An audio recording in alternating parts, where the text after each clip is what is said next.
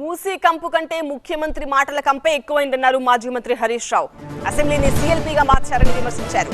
మూసీ ప్రక్షాళనకు తాము వ్యతిరేకం కాదని, పేదల ఇళ్లు కూలగొట్టడానికి తాము వ్యతిరేకమన్నారు హరీష్.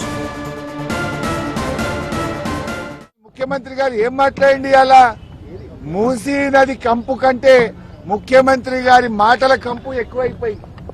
ఇలా మూసీ ప్రక్షాళన కంటే ముందు ముఖ్యమంత్రి గారి నోరు ప్రక్షాళన చేయాల్సిన అవసరం ఉంది.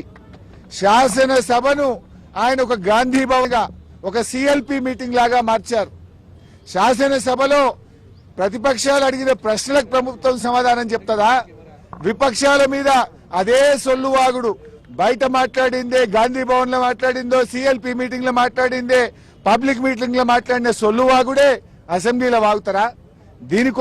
దీనికోసమైనా అసెంబ్లీ సమావేశాలు పెట్టింది. మూసీకి మేము వ్యతిరేకం కాదు, మూసీలో పేదల ఇండ్ల కూల్చివేతకు వ్యతిరేకం.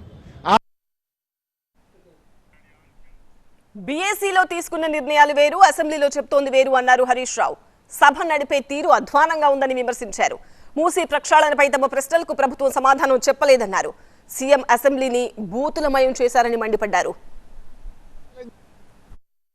బీఏసీ మీటింగ్ లో తీసుకున్న నిర్ణయాలు వేరు, ఈ రోజు శాసనసభలో బీఏసీ నిర్ణయాలని చెప్పి పెట్టింది పూర్తిగా వేరుగా పెట్టారు. నేను సూటిగా అడిగిన, మూసీకి తెచ్చే నీళ్లు కాళేశ్వరంలోని మల్లన్న సాగర్ ప్రాజెక్ట్ నుంచే తెస్తున్నారా అని అడిగాను. సమాధానం లేదు. అడ్డగోలుగా ముఖ్యమంత్రి గారు మాట్లాడినరు.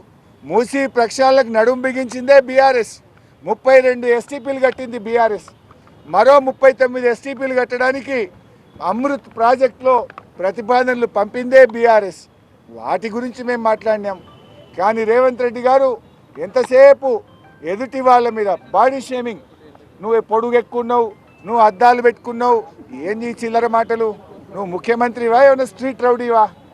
స్ట్రీట్ రౌడీలు కూడా నీకంటే మంచిగా మాట్లాడతారు.